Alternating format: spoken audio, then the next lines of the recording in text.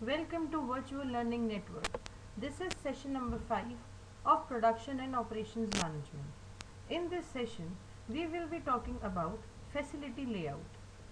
Various topics to be covered in this session are facility layout planning, objectives of facility layout, factors affecting facility layout, what are the various types of layouts, designing process layouts, office layouts, designing product layouts, hybrid layouts, and finally what is re-layout. So let's get started. Facility layout planning. Facility layout planning में हम basically ये decide करते हैं कि हमने जो एक particular site choose की है जहाँ पे हमारी फैसिलिटी हम इस्टेब्लिश करेंगे, उस फैसिलिटी के अंदर कैसे प्रॉपर अरेंजमेंट होगा मेरे फिजिकल रिसोर्सेज का. Layout planning is determining the best physical arrangement of resources with in a facility. Facility यहाँ पे बेसिकली आपकी वो फैक्ट्री है जहाँ पे आप प्रोडक्शन कर रहे हैं. सो फैसिलिटी लेआउट प्लानिंग में हम ये देखते हैं कि ऐसा कौन सा तरीका है, कौन सा बेस्ट अरेंजमेंट है, फिजिकल अरेंजमेंट है जिससे डिफरेंट रिसोर्सेज जो हैं एक कंसर्न के उस पर्टिकुलर फैसिलिटी के अंदर किस तरीके से वो बेस्ट पॉसिबल वे में अरेंज हो सकते हैं. Basically there are two broad categories of operations. First intermittent processing systems, other is continuous processing systems. दो तरीके के प्रोसेसिंग सिस्टम्स हैं, एक इंटरमिटेंट प्रोसेसिंग सिस्टम और दूसरा continuous processing system. Intermittent processing system में हम बेसिकली प्रोडक्शन को बीच बीच में रोक के देखते हैं कि प्रोडक्ट जो प्रोड्यूस हो रहा है is it as per the demand जो हमने प्री इस्टेब्लिश प्लानिंग की थी उसके हिसाब से ही है वो प्रोडक्ट या नहीं. Whereas continuous processing system में हम डे एंड नाइट प्रोडक्शन को कंटिन्यू करते हैं, वहाँ पे कोई भी स्टॉपेज बीच में नहीं होता. नाउ ये इंटरमिटेंट और कॉन्टिन्यूस प्रोसेसिंग सिस्टम में हम डिफरेंस स्टडी करेंगे. Intermittent processing system, it breaks to study the product. There are going to be many breaks to study the products which are being made to ensure that they are not going to be any problems and that the production line can continue to work. Intermittent processing system में हम अपनी production को बीच बीच में रोक देते हैं, उसमें बहुत सारी ब्रेक्स दिए जाते हैं ताकि हम ये चेक कर सकें कि जो प्रोडक्ट प्रोड्यूस हो रहा है is it as per the given guidelines जो हमने प्री इस्टेब्लिश प्लानिंग जो प्री इस्टेब्लिश ऑब्जेक्टिव सेट किए थे उसके अकॉर्डेंस में है या नहीं वो पर्टिकुलर प्रोडक्ट, प्लस जो हमारी प्रोडक्ट लाइन है जिसके थ्रू हम प्रोडक्शन कर रहे हैं वो प्रोडक्ट लाइन ठीक से काम कर रही है या नहीं. Whereas continuous processing system में we work all day and night. You will find that companies and productions which have continuous cycles are going to work around the clock. चाहे दिन हो चाहे रात, to entire clock they are working. वो बीच में कोई भी gap production में नहीं देते. They are going to be different members of the team which are going to clock on at the early hours of the morning and the late hours of the night. अलग अलग employees employed होते हैं जो early morning shift में काम करेंगे,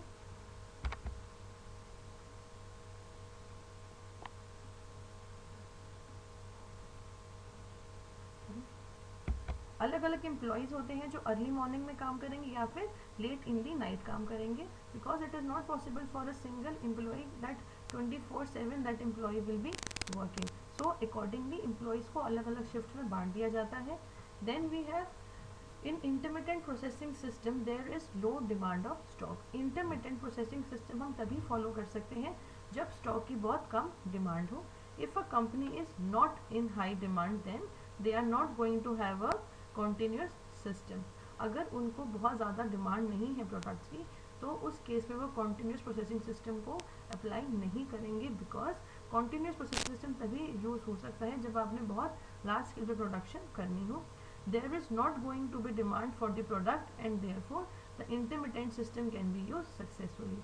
जिस case में एक पर्टिकुलर प्रोडक्ट की इतनी डिमांड ना हो उस केस में हम हमेशा इंटरमिटेंट प्रोसेसिंग सिस्टम यूज़ करते हैं. Why? Because intermittent processing system में आप एक चेक रख सकते हैं कि प्रोडक्शन जो है ठीक तरीके से हो रही है या फिर नहीं हो रही. जिस तरीके से आपने डिसाइड किया था कि ये डिफरेंट स्पेसिफिकेशंस होने चाहिए प्रोडक्ट के, वो स्पेसिफिकेशन मीट हो रहे हैं या नहीं. वेयरएज कॉन्टिन्यूस प्रोसेसिंग सिस्टम को हम तभी यूज़ करते हैं जब हमें बहुत ज़्यादा लार्ज स्केल पे प्रोडक्शन करनी होती है. As many products as possible अगर आपको प्रोड्यूस करने हैं उस केस में आप कॉन्टिन्यूस प्रोसेसिंग सिस्टम को यूज़ करते हैं. You will find that the reasoning for this may be to ensure that as many product as possible can be produced and that company is never going to be losing money because they have stopped the assembly cycle.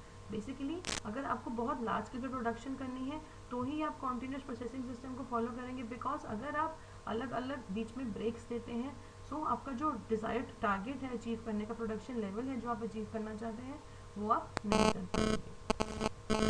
Then plant layout planning includes decisions regarding the physical allocation of the economic activities centers in a facility. Now basically her business concern की दो तरीके की activities होती है, economic activity and non economic activity. Economic activity जो directly contribute कर रही है कंपनी के या तो कॉस्ट में या फिर रेवेन्यू में, these are basically economic activities. Non economic activities जिनका कोई मॉनेटरी टर्म्स में इफेक्ट नहीं है. सो इकोनॉमिक एक्टिविटीज जहाँ पे एक प्रॉपर फैसिलिटी में, जहाँ एक प्रॉपर स्पेस है जहाँ पे इकोनॉमिक एक्टिविटी हो रही है, that place is called the economic activity centre. So plant layout planning में हम वो डिसीजंस को भी लेते हैं कि किस तरीके से डिफरेंट जो मेरे रिसोर्सेज हैं उनको मैं एलोकेट कर सकते हैं to a particular economic activity centre. Now an economic activity centre is an entity occupying space. Economic activity centre जो है आपकी एक फैसिलिटी में एक प्रॉपर प्लेस को, लिटिल बिट स्पेस को ऑक्यूपाई करेगा. Then the objective of plant layout planning is a more effective work flow at the facility, allowing workers and equipments being more productive. जो मेन ऑब्जेक्टिव है facility layout planning का वो ये है कि जितना इफेक्टिवली वर्क हो सकता है, जितना इफेक्टिवली वर्क फ्लो कर सकता है एक फैसिलिटी में, उतना होना चाहिए. ये कैसे हो सकता है? अगर there is a proper sync between workers and equipments. जो लोग एक पर्टिकुलर इक्विपमेंट्स को यूज कर रहे हैं, अगर उन दोनों के बीच में एक प्रॉपर सिंक है, एक प्रॉपर बैलेंस मेंटेन हुआ हुआ है, उसी केस में वर्क जो है स्मूथली फ्लो कर सकता है एक फैसिलिटी में. Facility layout techniques applied to the case where several physical means have to be located in a certain area, either industrial processes or services. Facility layout techniques जो हैं, अलग अलग हम टेक्निक्स यूज़ करते हैं कि किस तरीके से एक फैसिलिटी में फिजिकल अरेंजमेंट होना चाहिए रिसोर्सेज का. उस फैसिलिटी टेक्निक के थ्रू हम बहुत सारे ऐसे फिजिकल मीन्स ढूंढ सकते हैं कि एक पर्टिकुलर एरिया में किस तरीके से रिसोर्सेज का अरेंजमेंट होगा. अब ये दोनों ही कंसर्न्स में हो सकता है इंडस्ट्रियल प्रोसेसेस हो या फिर सर्विसेज हो. इससे पहले सेशन में हमने एक बार डिस्कस किया था कि जब हम प्रोडक्शन में प्रोडक्ट की बात करते हैं तो प्रोडक्ट को भी इंक्लूड करता है प्लस सर्विसेज को भी इंक्लूड करता है. Product is something which is tangible, आप उसको टच कर सकते हैं, आप उसको देख सकते हैं. सर्विसेज इनटेंजिबल हैं, आप उनको फील कर सकते हैं बट देख नहीं सकते. फॉर एग्जाम्पल अगर आप किसी बैंक में वॉक इन करते हैं, सो बैंक में जो आपको फैसिलिटी मिल रही है that is basically a service which you are getting. So अगर चाहे आप इंडस्ट्रियल प्रोडक्शन कर रहे हैं प्रोडक्ट की या फिर आप सर्विसेज प्रोवाइड कर रहे हैं, दोनों ही केसेस में फैसिलिटी लेआउट टेक्निक्स आपको हेल्प करेंगी, जिससे आप ये एस्टिमेट कर सकते हैं कि किस तरीके से फिजिकल अरेंजमेंट चीज़ों का होना चाहिए with in your premises, with in your facility. Then to carry out an appropriate plant layout, it's an important to take into account the business strategic and tactical objectives. जब भी एक business concern अपनी facility layout की planning करती है, ये देखती है कि उन्हें किस तरीके से अपने रिसोर्सेज को अरेंज करना है अपनी फैसिलिटी में, उनको अपने स्ट्रैटेजिक एंड टैक्टिकल ऑब्जेक्टिव्स को भी कंसीडर करना पड़ता है. फॉर एग्जांपल अगर एक कंपनी का स्ट्रैटेजिकल ऑब्जेक्टिव ये है within 5 years they will double the level of production of their company. So अगर उनको अपना लेवल प्रोडक्शन डबल करना है, उन्हें अकॉर्डिंगली और प्लांट्स में और मशीन्स भी लगानी पड़ेंगी. और मशीन्स लगानी होंगी तो आप आज जो फैसिलिटी लेआउट की प्लानिंग कर रहे हैं वहाँ पे आप सफिशिएंट प्रोविजंस छोड़ेंगे जिसमें फ्यूचर के जो भी प्लांट्स होंगे एडजस्ट हो सकें. सो आपको स्ट्रैटेजिक और टेक्निकल ऑब्जेक्टिव्स जो आपकी कंपनी की आज है, you need to consider all those objectives while planning for facility layout. Now to make a decision about layout planning, 4 different questions must have an answer. जब भी हम फैसिलिटी लेआउट प्लानिंग की बात करते हैं, 4 मेजर क्वेश्चंस हैं जिसके answers हमें ढूंढने होते हैं. First, which centres do we have to consider. ऐसे कौन कौन से सेंटर्स हैं इकोनॉमिक एक्टिविटी के, ऐसे कौन से सेंटर जिन्हें हमें कंसीडर करना है. हो सकता है एक पर्टिकुलर सेंटर हो which is not that fruitful for my company, वो इतना कॉन्ट्रीब्यूट नहीं कर रहा कंपनी की ओवरऑल प्रोडक्टिविटी में, उस केस में उस सेंटर को इतनी कंसिडरेशन नहीं देंगे. Then how much space and capacity is required for each centre. एक जो पर्टिकुलर सेंटर है उसमें कितनी स्पेस की रिक्वायरमेंट है, कितनी कैपेसिटी की रिक्वायरमेंट है।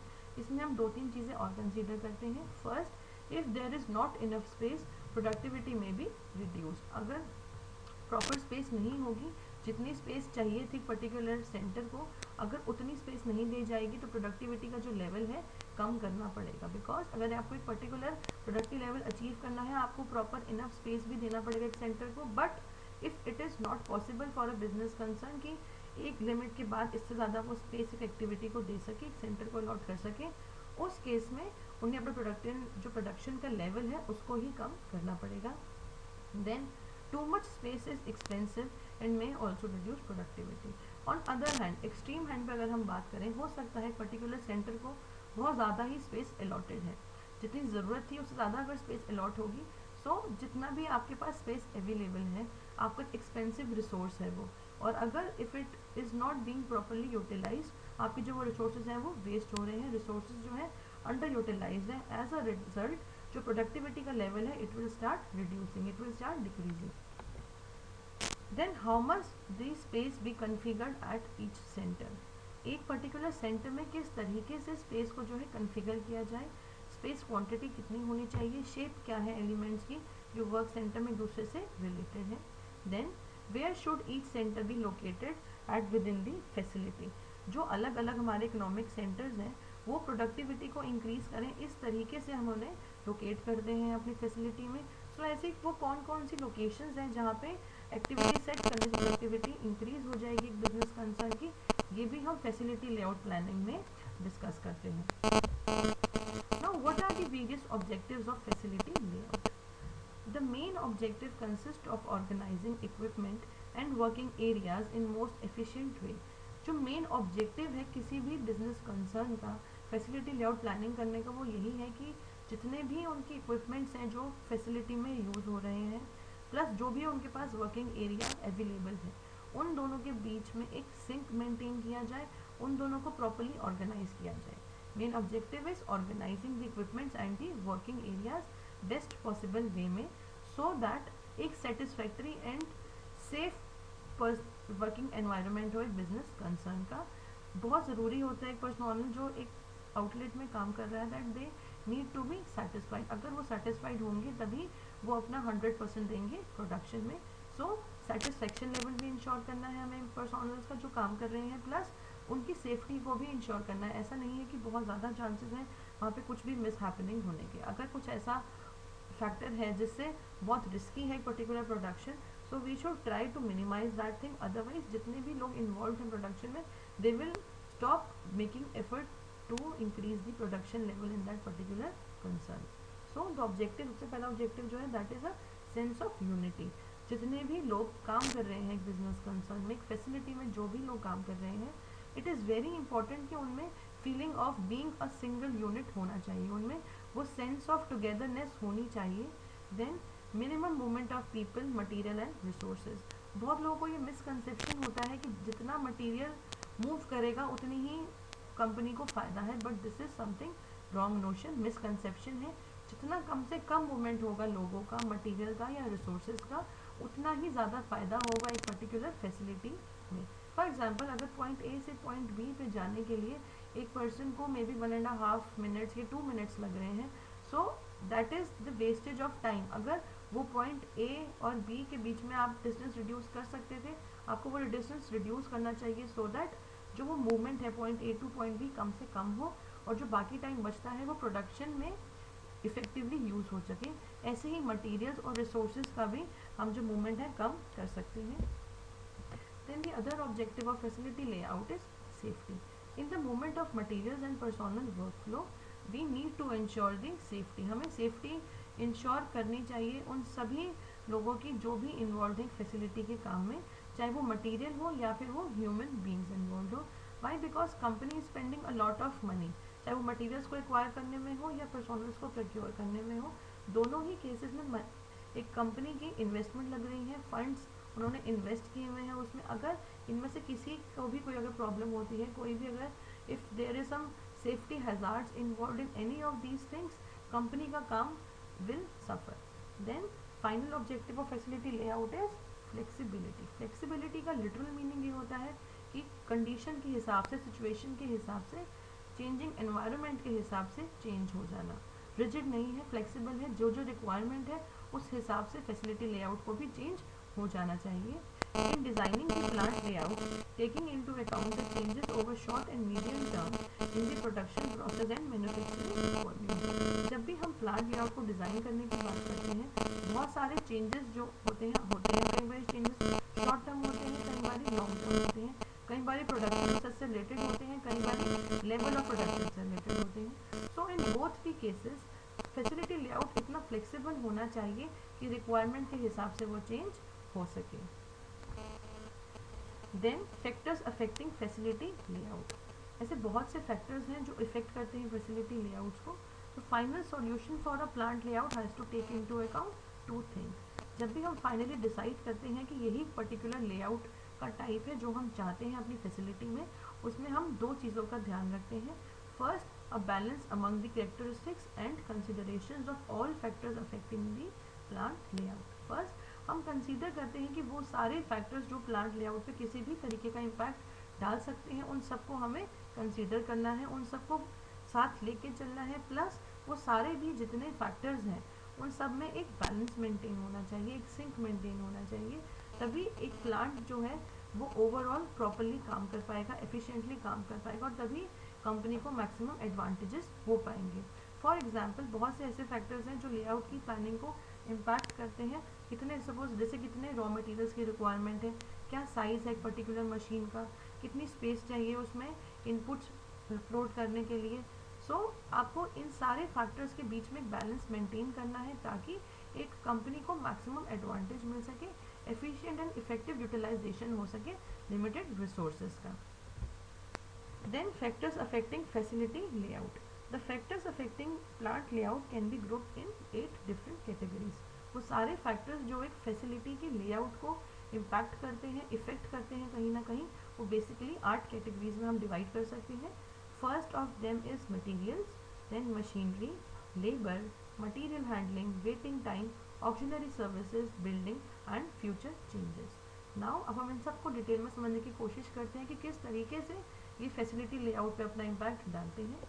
सबसे पहले है materials. The layout of productive equipment will depend upon the characteristics of the product to be manage at the facility as well as the different parts and materials to work upon. जो layout है एक productive equipment का, वो depend करेगा क्या क्या characteristics हैं एक पर्टिकुलर प्रोडक्ट के। फैसिलिटी में जो हमारा फैसिलिटी जो हमारा फैक्ट्री है उसमें किस तरीके से प्रोडक्शन जो है वो हो रहा है, as well as the different parts and materials to work upon. एक हम जो पर्टिकुलर इक्विपमेंट यूज़ कर रहे हैं सबसे पहले उसके कैरेक्टरिस्टिक्स पर डिपेंड करेगा हमारा, प्लस उसमें कौन कौन से आपको साथ में और मटेरियल्स चाहिए, कौन कौन से और पार्ट्स जो साथ में चाहिए, उस पर भी डिपेंड करेगा फैसिलिटी का लेआउट कैसा होना चाहिए। Then main factors to be considered are size, shape, volume, weight and the physical chemical characteristics. एक मटेरियल की जो कुछ कैरेक्टरिस्टिक्स हैं जिसके बारे में हमें कंसीडर करके ही फैसिलिटी लेआउट प्लानिंग करनी है, वो है size of that material, size कैसा है मटेरियल का, शेप कैसी है, वॉल्यूम क्या है, वेट क्या है, फिजिकल और केमिकल कैरेक्टरिस्टिक्स कैसे हैं। हो सकता है एक पर्टिकुलर मटेरियल के बहुत ज़्यादा केमिकल साइड इफेक्ट्स हों, तो हमें उसे किस तरीके से हैंडल करना है कि कोई भी सेफ हेल्थ हैजार्ड ना हो वो एम्प्लॉयज़ को जो उस पर्टिकुलर केमिकल को यूज़ कर रहे हैं। Since they influence the manufacturing methods and storage and material handling processes. जो अलग अलग कैरेक्टरिस्टिक्स जो हमने मेंशन किए हुए हैं, इन सब पे ही डिपेंड करता है पर्टिकुलर मटेरियल जो है किस तरीके से स्टोर किया जाएगा, किस तरीके से हैंडल किया जाएगा, प्रोसेस में किस तरीके से वो यूज़ होगा। So we need to keep all these things in mind. Then the sequence and orders of the operations will affect plant layout as well as taking into account the variety and quantity to produce it. किस order में हमारे operations हो रहे हैं, किस sequence में operations हो रहे हैं, वो भी एक प्लांट लेआउट को इम्पैक्ट करता है। हमें ये सारी चीज़ें कंसीडर करनी होती है कि किस किस वेराइटी का जो प्रोडक्ट है प्रोड्यूस होना है, प्लस और किस क्वांटिटी में प्रोड्यूस होना है। Then machinery, having information about the processes, machinery tools and necessary equipments as well as their use and requirements is essential to design a correct layout. जब भी हम मशीनरी की बात करते हैं बहुत ज़रूरी है हमारे लिए जानना कि किस तरीके का प्रोसेस जो है प्रोडक्शन के लिए यूज़ होने वाला है। जो तरीके का प्रोसेस होगा उसी पर डिपेंड करता है किस तरह की मशीन टूल्स जो है और इक्विपमेंट्स उस पर्टिकुलर प्रोसेस में यूज़ होंगे, as well as their use and requirements is essential to design a correct layout. किस तरीके से हम उन सब में एक सिंक मेंटेन कर सकते हैं, क्या क्या रिक्वायरमेंट्स हैं पर्टिकुलर मशीनरी की, इन सब को हम अगर ध्यान रखेंगे तभी एक करेक्ट फैसिलिटी लेआउट हम डिज़ाइन कर सकते हैं। Then the methods and time studies to improve the processes are closely linked to plant layout. Basically इसमें कह रहे हैं कि हमें मेथड स्टडीज़ और टाइम स्टडीज़ करनी चाहिए। मेथड स्टडीज़ क्या क्या प्रोसीजर्स, क्या क्या मेथड इन्वॉल्व हैं पर्टिकुलर प्रोडक्शन में, प्लस कितना टाइम लग रहा है पर्टिकुलर मेथड में। हम इन दोनों ही चीज़ों को कंसीडर करेंगे जब भी हम फैसिलिटी लेआउट की प्लानिंग करेंगे। Then regarding machinery we have to consider the type total available for each type as well as the type and quantity of tools and equipments. Apart from studying the method and time, हमें ये भी consider करना होगा कि किस तरीके की machinery है जो यूज़ हो रही है, किस टाइप की मशीनरी है जो हमें पर्टिकुलर प्रोडक्शन में चाहिए, कितनी क्वांटिटी में हमें मशीन चाहिए, 2 मशीन चाहिए, 5 मशीन चाहिए, एज वेल एज उसके साथ कोई सपोर्टिंग अगर टूल्स और इक्विपमेंट्स हमें चाहिए तो वो किस क्वांटिटी में चाहिए। Then it is essential as well to know about space required, shape, height, weight, quantity and type of workers required, risk for the personal requirements of auxiliary services etc. ये जानना भी बहुत ज़रूरी है कि जो पर्टिकुलर मशीन हम use कर रहे हैं उसमें कितनी स्पेस की रिक्वायरमेंट है, कितनी जगह लगेगी उस मशीन को पूरा सेटअप करने के लिए, शेप कैसी है उस मशीन की, इज इट सर्कल तो वो ज़्यादा एरिया ऑक्यूपाई करेगी, अगर वो एल शेप में है it will occupy less space. Then उसका वेट कैसा है, हाइट कैसी है, कितनी क्वांटिटी ऑफ रॉ मटेरियल आप एक बार ये उसमें प्रोसेस कर सकते हैं, कितने वर्कर्स लगेंगे उसमें काम करने के लिए। सपोज अगर बहुत सारे वर्कर्स लगेंगे उस मशीन को यूज़ करने के लिए, so enough spacing has to be given जिससे वो पर्सोनस ईजिली खड़े होकर उस मशीन को यूज़ कर सकें। बट अगर बहुत कम लोगों की रिक्वायरमेंट है तो हम बहुत थोड़ी सी स्पेसिंग छोड़ेंगे जिससे 2 या 3 लोग ईजिली उस मशीन को यूज़ कर सकें। प्लस ऑक्सिलरी सर्विसेज कौन कौन सी यूज़ होनी है, ऑक्सिलरी सर्विसेज क्या होती है हम अब आगे डिस्कस करेंगे। Then labour has to be organise in the production process. Labour वो ह्यूमन मैन पावर जो आपका ह्यूमन कैपिटल है जो प्रोडक्शन में यूज़ हो रही है। सो बहुत ज़रूरी है आप लेबर को ऑर्गेनाइज करें। You will be giving the proper responsibility to different people कि कौन एक पर्टिकुलर प्रोसेस के लिए रिस्पॉन्सिबल है। अब हो सकता है कि डायरेक्ट लेबर ही अपना काम देख रही है, हो सकता है सुपरविजन बहुत स्ट्रिक्ट हो, या फिर हो सकता है बहुत सारी ऑक्सिलरी सर्विसेज के थ्रू प्रोडक्शन प्रोसेस हो रहा है। Environment considerations like employee safety, light conditions, ventilation, temperature, noise, etc. also have an impact on plant layout. जो environmental conditions हैं, जो surrounding की conditions हैं जो आपकी लेबर को impact कर रही हैं, फॉर एग्जाम्पल एम्प्लॉई की सेफ्टी इंश्योर्ड है या नहीं, लाइट कंडीशंस प्रॉपर है या नहीं, वेंटिलेशन ठीक तरीके से हो रहा है या नहीं, टेम्परेचर कैसा है वहाँ पे, ऐसा तो नहीं है कि it is very difficult for employees to even stand there, बहुत ज़्यादा हाई टेम्परेचर है। देन नॉइज़, ऐसा तो नहीं कि बहुत ज़्यादा नॉइज़ क्रिएट हो रहा है जिससे उन एम्प्लॉयज़ की हेल्थ पे फ़र्क पड़ रहा है। So all these things need to be considered. Then process considerations, एक पर्टिकुलर प्रोसेस हम कौन सा यूज़ कर रहे हैं प्रोडक्शन में उसको भी हम कंसीडर करते हैं। हमें उस प्रोसेस के अकॉर्डिंग्स में देखना होगा कि कौन कौन सी क्वालिफिकेशन है जो एक पर्टिकुलर पर्सन को चाहिए, एक पर्सन फ्लेक्सिबल है या नहीं, कितने वर्कर्स चाहिए उस पर्टिकुलर प्रोसेस को करने के लिए, as well as the type of work to be perform by them, किस तरीके का उनको काम करना है प्रोसेस को करने के लिए। Then we have material handling. Material handling does not add value to the product, it's just a waste. हमने पहले भी अभी डिस्कस किया था कि कई लोगों में मिसकंसेप्शन होता है कि मटीरियल हैंडलिंग जो है प्रोडक्ट की वैल्यू को ऐड करता है, but this is something wrong. It is a complete wastage for a firm. Resources waste होना है अगर मटीरियल हैंडलिंग एक पॉइंट के बाद भी होता जा रहा है। The main objective in material handling is to minimise minimum handling material handling as well as combining with other operations when possible. Main objective ये है कि जो मटीरियल हैंडलिंग है उसको कम से कम हम करके ऑपरेशंस जो है उसका लेवल जो है जितना हो सकता है उतना बढ़ा दें। अननेसेसरली और जो कॉस्टली मूवमेंट्स हैं उनको कम करना है, बट जो रिक्वायर्ड मूवमेंट्स हैं उनको कट शॉर्ट नहीं करना है। Then waiting time stock, objective हमारा इसमें मेन ये होता है कि continuous material flow through the facility, avoiding the cost of waiting time and demurrages that happen when the flow stops.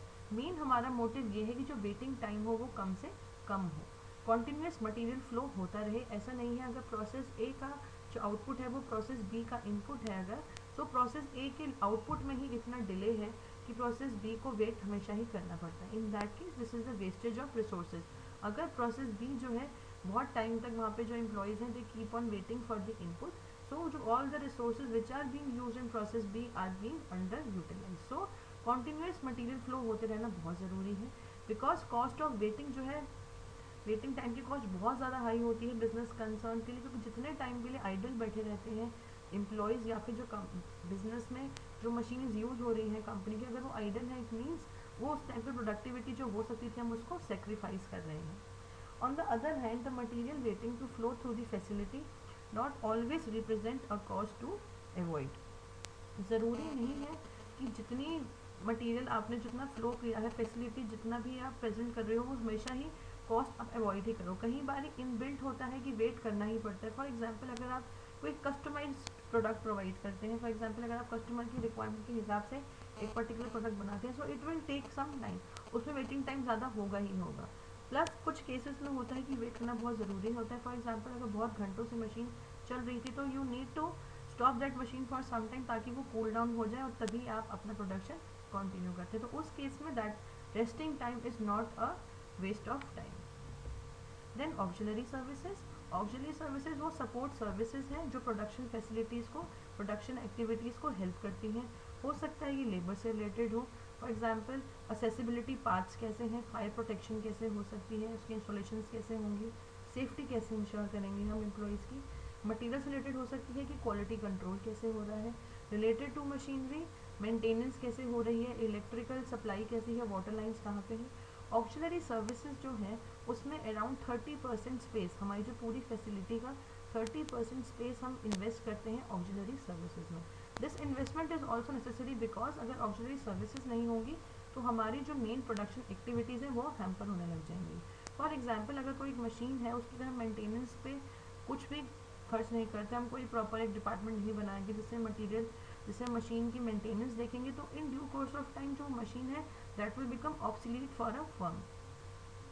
So the space dedicated to auxiliary services is usually considered as waste, but it is important to have efficient services to ensure that their indirect costs have been minimized. हो सकता है कई company सोच रही हैं कि auxiliary services पे ज़्यादा स्पेस इन्वेस्ट करना वेस्ट है, बट उन्हें ये चीज़ बहुत इंश्योर करने की ज़रूरत होती है कि प्रॉपर मेंटेनेंस हो सके इन सारे रिसोर्सेज की, ऑक्सिलरी सर्विस जितनी भी हैं बेस्ट पॉसिबल वे में उनको हम प्रोवाइड कर सकें, so that in direct cost जो है बिजनेस कंसर्न की वो कम से कम हो जाए। Then the building, if it has been already selected, its characteristics will be a constraint at the moment of designing the layout. हम जब प्लांट लेआउट की बात करते हैं तो बहुत इंपॉर्टेंट होता है कि कौन सी बिल्डिंग हम सिलेक्ट कर रहे हैं, किस तरीके की बिल्डिंग में हमें प्रोडक्शन करनी है।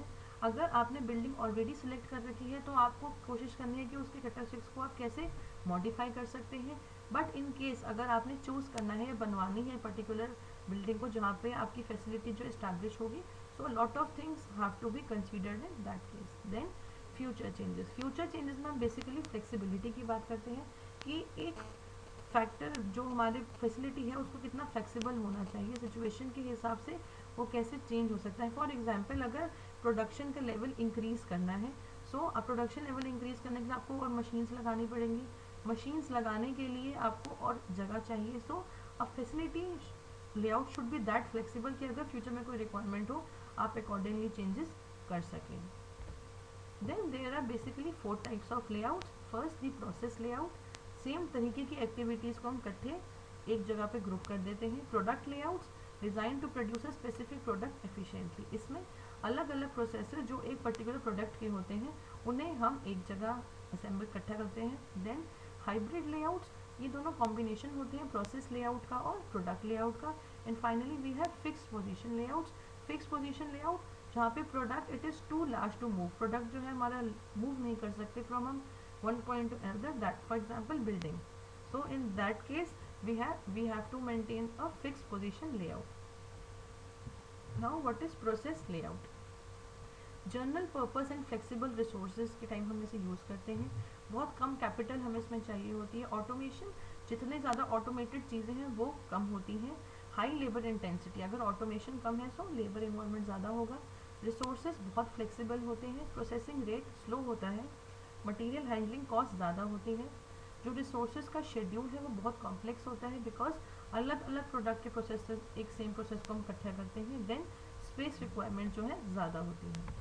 वेयर एज प्रोडक्ट लेआउट में स्पेशलाइज्ड इक्विपमेंट्स को हम यूज़ करते हैं, कैपिटल इंटेंसिटी ज़्यादा है, ऑटोमेशन ज़्यादा होती है, ह्यूमन इन्वॉल्वमेंट कम होती है, प्रोसेसिंग रेट्स बहुत ज़्यादा है, ऑटोमेशन है that is why processing rates भी ज़्यादा है, मटेरियल हैंडलिंग कॉस्ट जो है लो है, space required for inventories are less volume और design flexibility, less volume can be produce और डिज़ाइन फ्लेक्सिबल है। Then what are hybrid layouts? Combine element of both product and process layouts. Hybrid layout दोनों के ही product and process layout के features को combine करता है। जो एफिशिएंसीज प्रोडक्ट लेआउट में होती हैं हाइब्रिड में वो एफिशिएंसीज भी हैं, प्लस जो फ्लेक्सिबिलिटी प्रोसेस लेआउट में है वो फ्लेक्सिबिलिटी भी है। तो दोनों के ही जो एडवांटेजेस हैं वो हाइब्रिड लेआउट में है। एग्जाम्पल अगर ग्रॉसरी स्टोर है, वहाँ पे आपको बहुत सारी ऑप्शंस भी मिल जाएंगे पर्टिकुलर प्रोडक्ट के और बहुत सारे प्रोडक्ट्स भी मिल जाएंगे। This is basically a hybrid layout. Now what is the difference between product and process layout? Process layout में हम लार्ज प्रोडक्ट्स को प्रोडक्ट का प्रोड्यूस करते हैं, डिफरेंट प्रोडक्ट्स होते हैं, वेयर एज प्रोडक्ट लेआउट में स्मॉल होते हैं प्लस एफिशिएंटली उनको हम प्रोड्यूस कर सकते हैं। प्रोसेस लेआउट में जनरल पर्पस रिसोर्सेज यूज होते हैं, वेयर एज प्रोडक्ट लेआउट में हम स्पेशलाइज प्रोडक्ट्स को यूज़ करते हैं। प्रोसेस लेआउट में लेबर इंटेंसिव हम टेक्निक्स यूज़ करते हैं, वेयर एज प्रोडक्ट लेआउट में हम कैपिटल इंटेंसिव, पैसा ऑटोमेशन ज़्यादा है, पैसे ज़्यादा इन्वेस्ट होते हैं, ऐसी टेक्निक्स को यूज़ करते हैं। प्रोसेस लेआउट जो है they are flexible in terms of greater relative to market के अकॉर्डिंगली वो चेंज हो जाते हैं, but product layout they are low relative to market. Processing rate process layout में बहुत स्लो है, बट प्रोडक्ट लेआउट में ज़्यादा है बिकॉज वहाँ पे ऑटोमेशन है। देन प्रोसेस लेआउट में हैंडलिंग कॉस्ट बहुत हाई है, प्रोडक्ट लेआउट में लो है। स्पेस रिक्वायरमेंट प्रोसेस लेआउट्स की ज़्यादा है, वेयर एज प्रोडक्ट लेआउट्स की कम है। अब हम फाइनली डिज़ाइन कैसे करेंगे प्रोसेस लेआउट को?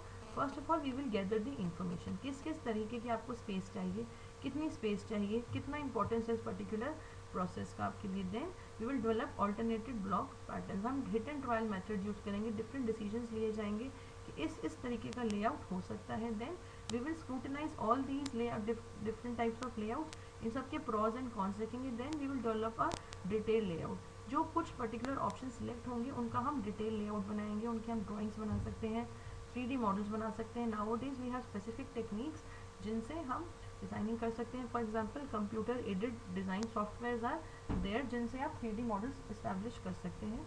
Then we have office layouts. Office layouts एक पर्टिकुलर बिजनेस कंसर्न, हमने स्टार्टिंग में बात किया था, हो सकता है कोई इंडस्ट्रियल प्रोडक्शन कर रहा हो या फिर सर्विसेज रेंडर कर रहा हो। अगर वो सर्विसेज रेंडर कर रहे होंगे there must be some office जहाँ से सर्विस रेंडर किए जाते हैं। सो उन केस में आपको क्या क्या चीज़ें ध्यान रखनी है? फर्स्ट ह्यूमन इंटरेक्शन होना चाहिए, प्रॉपर कम्युनिकेशन का प्रॉपर सोर्स होना चाहिए। Then layout need to be account for physical environment and psychological need of the organization. एक प्रॉपर फिजिकल एनवायरनमेंट जो है उस लेआउट में मेंटेन करा जाना चाहिए। There has to be balance between the proximity and privacy, किसी की भी पर्सनल स्पेस जो है उसको हैम्पर नहीं होना चाहिए, प्लस प्रॉक्सिमिटी भी होनी चाहिए। ऐसे नहीं है एम्प्लॉय ए और बी में बहुत ज़्यादा डिफरेंस, अदरवाइज जितना ज़्यादा डिफरेंस होगा उतना ज़्यादा मूवमेंट होगा ह्यूमन रिसोर्स का। Then open concept office promote understanding and trust. जितने भी सक्सेसफुल ऑर्गेनाइजेशंस हैं, ऑफिसेज हैं, वहाँ पे अंडरस्टैंडिंग और ट्रस्ट पे बहुत एम्फोसाइज किया जाता है। फ्लेक्सिबल लेआउट होना चाहिए। अब प्रोडक्ट लेआउट को हम कैसे डिज़ाइन करेंगे? First we will identify task and immediate predecessors, कौन कौन से टास्क हैं जो प्रोडक्ट लेआउट में होने हैं, प्लस उस टास्क को करने के लिए और कौन सी एक्टिविटीज़ हैं जो उससे पहले करनी पड़ेंगी। देन वी विल डिटरमाइन कि हमारा डिज़ायर्ड आउटपुट रेट क्या है। Then we will calculate the cycle time. Then we will compute the theoretical minimum number of work stations, कितना minimum number of work station है जहाँ पे हमारा प्रोडक्ट का जो प्रोडक्शन है वो चलेगा। Then we will assign different works to different work station and finally we will compute कि कितनी एफिशिएंसी है, कितने टाइम के लिए प्रोडक्शन जो है रुका, आइडल टाइम रहा, प्लस डिलेज हुआ। प्रोडक्ट लेआउट अलग अलग टाइप के हो सकते हैं, अलग अलग शेप्स में उनकी लाइन हो सकती है। फॉर एग्जांपल SUOL, ये अलग अलग टाइप्स हैं, शेप्स हैं जिसमें प्रोडक्ट लाइन हो सकती है। इन कौन सी को हमने चूज़ करना है डिपेंड करता है किस तरीके की हमारी मशीनरी है, किस तरीके के रिसोर्सेज हैं जो कंपनी यूज़ कर रही है। Then we have paced versus unpaced lines. Then we have single और मिक्स मॉडल लाइन्स। हो सकता है आप सिंगल एक लाइन प्रोडक्ट लाइन को फॉलो करें, हो सकता है you are using a combination of 1 or 2 more lines. Mixed model lines are being used in Maruti Suzuki's plant.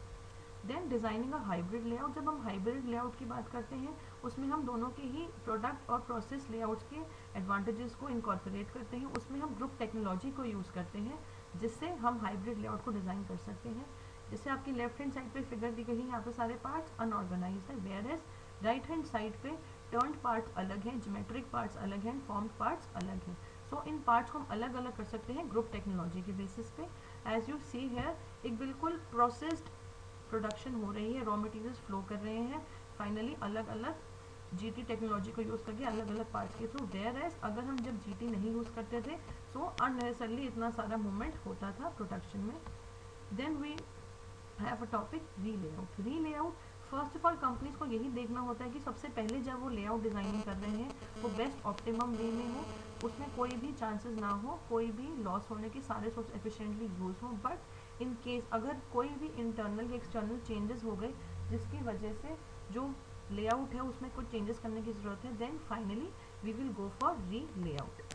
अब बेसिकली 3 रीजंस हो सकते हैं जिससे एक बिजनेस कंसर्न री लेआउट करेगा। फर्स्ट, अगर उनको अपने प्रोडक्शन का वॉल्यूम जो है कम करना है या ज़्यादा करना है। देन प्रोसेस और टेक्नोलॉजी वो जो यूज़ कर रहे थे वो बदल गई, किस टाइप की टेक्नोलॉजी को यूज़ कर रहे हैं। देन प्रोडक्ट ही अगर उन्होंने चेंज कर लिया, so the frequency of the re layout will depend upon the requirements of the processes.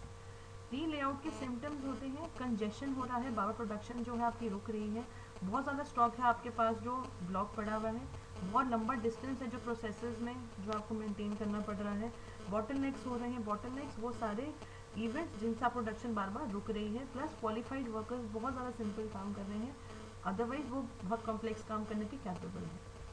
Now this is a picture showing a place which requires a री layout. हो सकता है लेबर एंजाइटी या discomfort है, accidents बार बार हो रहे हैं, controlling operations में आपको दिक्कत हो रही है, फाइनली इन सब केसेस में री लेआउट करना पड़ेगा। Now these are some of the questions for your practice. First, आपको फैसिलिटी लेआउट प्लानिंग का कंसेप्ट बताना है डिटेल्स में। Then list out various factors affecting the facility layout, जैसे कौन कौन से फैक्टर्स हैं जो फैसिलिटी लेआउट को इम्पैक्ट करते हैं, वेरियस टाइप्स कौन से हैं लेआउट के, एंड फाइनली हमें डिज़ाइन कैसे कर सकते हैं प्रोसेस लेआउट को। That's all for this session. Thank you.